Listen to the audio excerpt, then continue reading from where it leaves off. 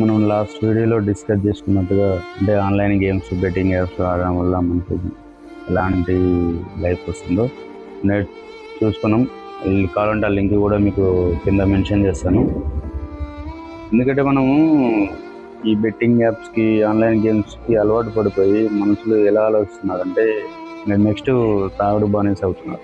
ఆ తాగుడు బానిస అయ్యి మన ఇంట్లో వాళ్ళని చూసుకోక ఇంట్లో వాళ్ళని వచ్చి రాకపోడి కోప్పడి వాళ్ళని కొట్టి తిట్టి అవి స్టార్ట్ అవుతున్నాయి.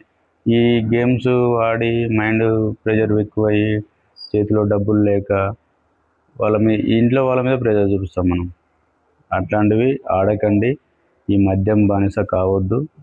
ఈ తాగుడు సిగరెట్ వల్ల మైండ్ ప్రెషర్ పెరుగుతుంది, నీకు హెల్త్ ఖరాబ్ అవుతుంది తప్ప నీకు వచ్చే ఆలోచనలు వేరు.